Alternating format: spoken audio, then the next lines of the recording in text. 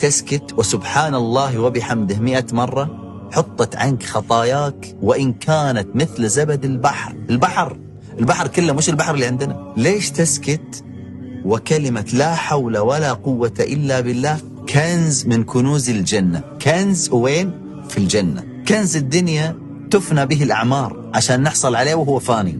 أنا أكلمك هنا عن كنز من كنوز الجنة، فليش ساكت؟ ليش تسكت وكلمة اللهم اغفر للمؤمنين والمؤمنات كتب الله لك بكل مؤمن ومؤمنة حسنة، الأحياء منهم والأموات. يا الله، هو فضل الله واسع. ليش تسكت ولو قلت بعد الوضوء أشهد أن لا إله إلا الله وحده لا شريك له وأشهد أن محمدا عبده ورسوله اللهم اجعلني من التوابين واجعلني من المتطهرين فتحت له أبواب الجنة 8. ليش تسكت وسورة الإخلاص قل هو الله أحد تساوي ثلث القرآن؟ وليش تسكت وخواتيم سورة البقرة تكفيك من كل شر؟ ليش تسكت وهذا التحصين موجود؟ بسم الله الذي لا يضر مع اسمه شيء في الأرض ولا في السماء وهو السميع العليم. إن قلت هذا الذكر لا يضرك شيء. ليش تسكت وعندك هذه الهدية اللي هي سيد الاستغفار؟ اللهم أنت ربي لا إله إلا أنت خلقتني وأنا عبدك وأنا على عهدك ووعدك ما استطعت أعوذ بك من شر ما صنعت أبوء لك بنعمتك علي